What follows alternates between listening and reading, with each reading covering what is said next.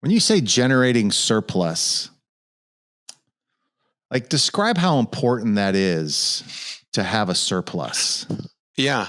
Well, so I guess it depends on what type of person you are. I'm a foodie. I like to eat. Mm-hmm. I like to have a little dessert after. So it's a little pie.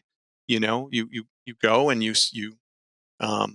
there's an exchange there where you get a meal and it's full, but you want something at the end, and that's the pie. That's surplus, and it's something to not feel bad about. There's a great and a right way to balance all of that, but that's essentially what you're trying to do in business. Mm-hmm.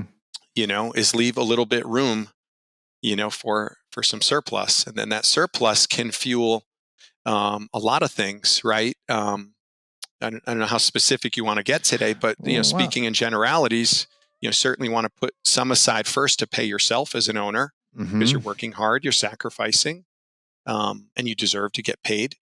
You want to put some aside for a reserve fund, so that you can pay your bills when you're met with duress times or hiccups or whatever. Then earmark a little bit for growth and development when it's time to update computers and put new paint on the walls, get new equipment.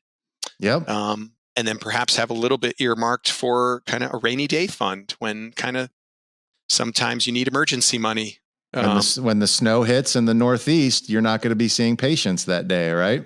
Yeah, for your consequential things, right? So, extenuating circumstances, et cetera. And that's maybe at the simplicity. Of course, you're the expert with organizing it. But that's a little bit of the mindset that goes into why surplus. I think that's so important because a lot of owners have this negative connotation with profit, or at least feel somewhat bad if there's a profit.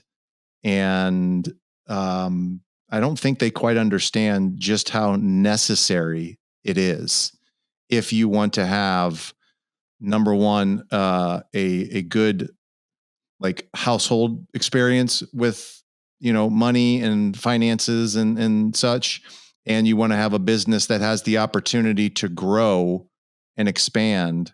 There's no way you can do that if you don't have a profit left over.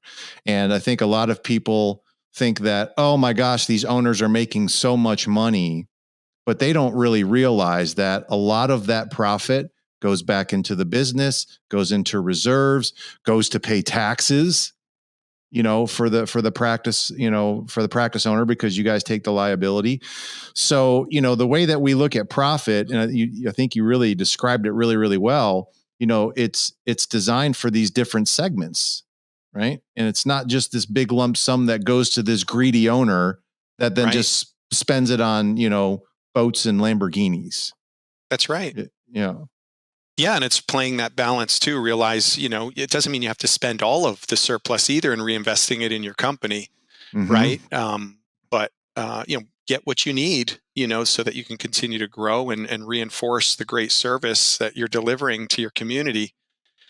Pay your people well, have a nice modern facility where you're keeping up with the times. Yes. And then again, that you're insulated for life, because things do happen in business. Just as they do in life, it's all connected, right? We're up, we're down, but what's down doesn't stay down long. It does go back up, and what goes up sometimes comes down. But the idea is how do you make that oscillation a little tighter so it's not quite too roller coastery that makes people ill, right?